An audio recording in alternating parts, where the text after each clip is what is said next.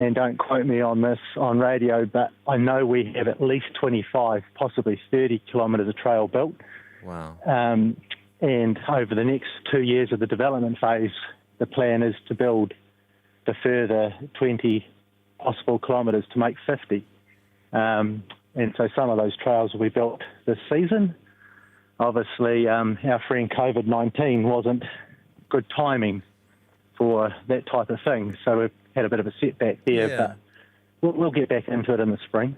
Gee, it must have been an exciting day when you opened it up for the first time in February.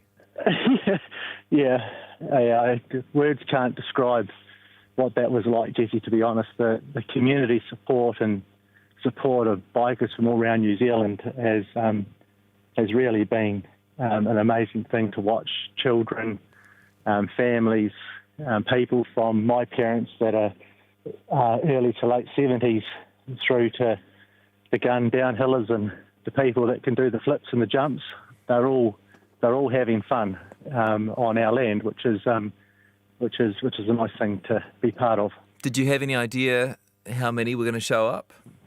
No, we had a plan and an estimated number, as we always do in a new thing. Had a budget, like every business, but it was really to get the December floods. We had 17 inches of rain in a month there in December, which you probably recall, and that was when we were supposed to be opening.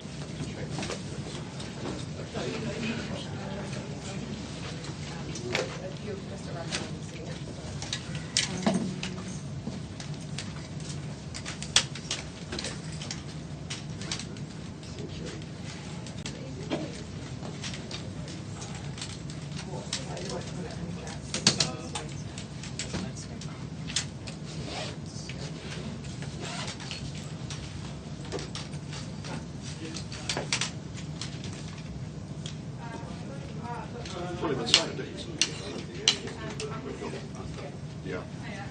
Are you picking sound? Are you getting sound? Not too far away. If I just go in front of the camera here, 1, 2, 3. Hopefully you should see me, and you should hear me any second now. 1, 2, 3. And I'm probably roughly the same height as possible. Good. Okay.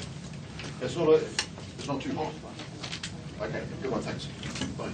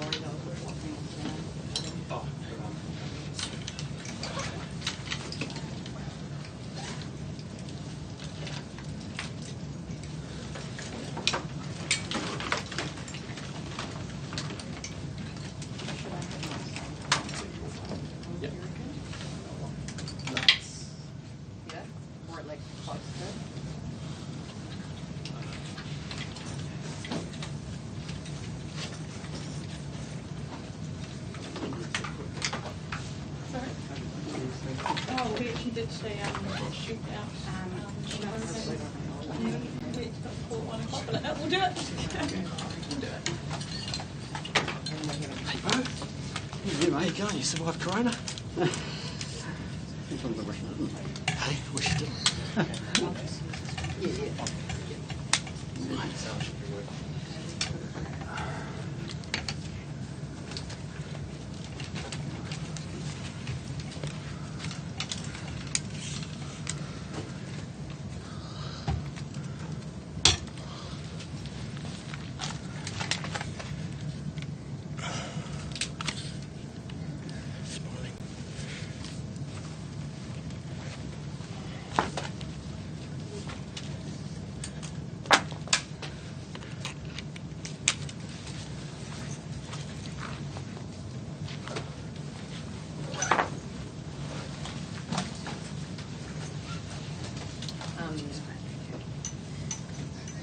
work has Can you hand it my down? hand is very much right.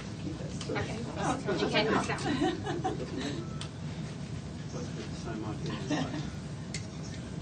Yeah.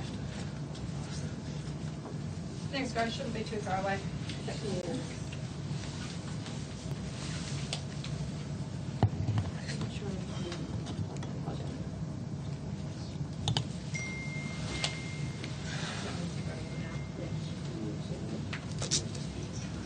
Are you sure? Hang on. Can you hear that?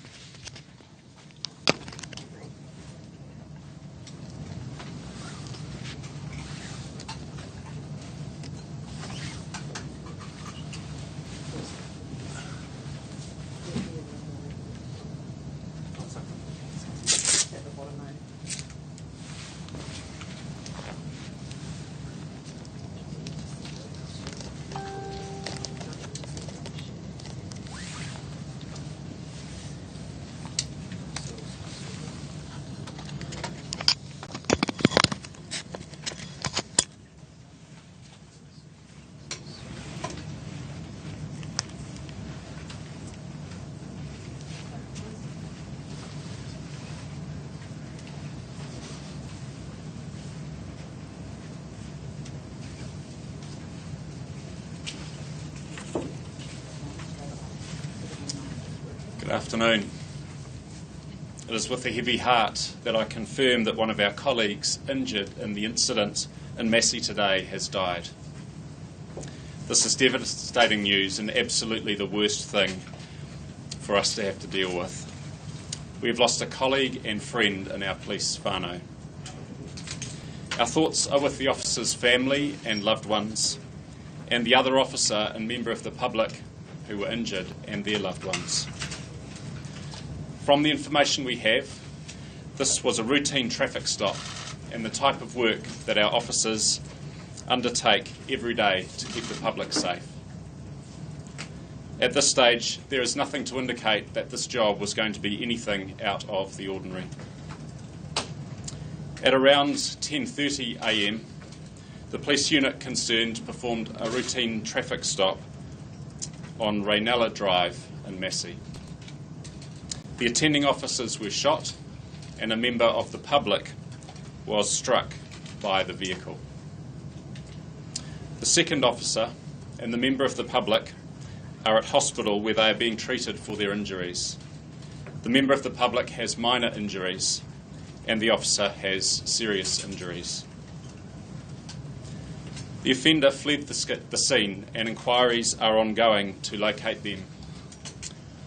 While efforts to locate the offender are ongoing, our people in Tamaki Makaurau will be armed. Our priority is to support our officers and to locate the offender as soon as possible. The incident points to the real risk that our officers face as they go about their jobs every day. Staff safety and welfare are our absolute priority, and our whole organisation is in a state of shock as a result of this event. Further information will be released as it becomes available. Any questions? We've been told by members of the public that the incident started outside the Waipakia District Court when a rifle was pulled out of a car. Is this correct? Have you heard this? The details of the incident are still unfolding. I've provided the information that I have at this time. My understanding is it was a routine vehicle stop, a traffic stop, in the course of which a firearm was presented and used on officers. Why was that car being pulled over? I can't speak to the detail of that yet, but it was a routine policing activity. Were the officers in a mufti car or in a... I can't speak to that detail at this stage. Is there anything that we know about the offender and his history? We are not in a position to identify the offender at this stage. We are actively seeking an offender though. Can you tell us anything about the officer who's died? I'm not able to speak to the detail. We are still undertaking notifications of the families and loved ones of the officer who has died. And what are you able to tell us about the other officer who was injured? I'm not able to release any details about the officers themselves. The officer who was injured has, as I understand it, leg injuries from being shot. And what about the member of the public? The member of the public was struck by the vehicle as it fled. Those injuries are believed to be not serious. What can you tell us about the police presence currently in West Auckland, the teams that you have out there? There's a heavy police presence in West Auckland at the moment. We have closed some schools as a precaution. We have Armed Offenders Squad present supporting an investigation team as we search for the offender. Would you be advising people to stay in their homes if possible? Advice about what's necessary will come from the investigation team, and I'm confident that we have done what we need to do to keep people safe at this time. Did the Armed Offenders Squad respond? And if so, how long did it take for them to get to the scene? The Armed Offenders Squad is in attendance. I can't speak to the time. What is clear is this incident unfolded very quickly, well before any other unit was able to attend. What can you tell us about the area, the size of the area that is being cordoned off, or that is being the area of focus? I can't speak to the detail of that. This is a dynamic situation, and I'm sure it will change through the course of the afternoon. Do the police know the identity of the offender? I can't speak to that at this stage, but we are actively seeking an offender. And you do understand that he's still within sort of the West Auckland area, he hasn't moved outside? I'm unable to speak to the details of the investigation. It is fast moving, but we have a large investigation team and the Armed Offenders Squad involved in seeking the offender now. Do you have any information as to whether the offender might be working with others or might be seeking support from others at this time? I believe there were 2 people in the vehicle, and we are seeking both of those people. Can you tell us what gun was used? The rifle was described as a long-barrelled firearm. That's all I have at this stage. And it was just one firearm? We believe just one firearm, yes. And just one person in the car? 2 people in the car. Was it the driver or the passenger that fired him? I won't speak to that level of detail at this stage. Are you telling members of the public to be looking out for a particular vehicle? At this stage, we are not seeking a particular vehicle. The investigation team will release further information as it will be helpful for the investigation. Does that suggest that the 2 are on foot, or are they still in the vehicle? I'm unable to speak to the detail of that, but you can expect updates from the team as they work through that. How devastating is it for you as Police Commissioner and for police across on the front line to have what took place today? This is a shocking situation. It is the worst news that police and police officers' families can ever receive in the course of what we do. Our officers walk towards danger every day. Our job is to make sure we keep them safe, and we are very focused on achieving that. How difficult for your team up in Auckland? Look, this is a terrible day for us. Thankfully, we don't lose officers frequently, but any time an officer dies, it's an absolute tragedy, and we are devastated. Were the officers themselves armed? The officers were not carrying firearms. They were carrying the normal tactical options available to them. Does that speak to the risk that they are under, the threat perhaps that they are under not being armed? It's far too early to speak to what would have made a difference in this situation, if anything. What is clear is it was a routine policing situation and it unfolded very quickly.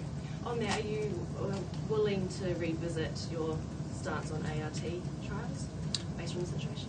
This situation does not appear to be relevant to the question of armed response teams. As I say, it unfolded very quickly. and it occurred in the course of routine policing. I'm not prepared to go into greater detail about what we might make of this situation. Can you confirm if it was a man or woman who died, the officer? I'm not going to release any details at this stage until I'm confident the right notifications have occurred. Could you confirm the gender of the offenders?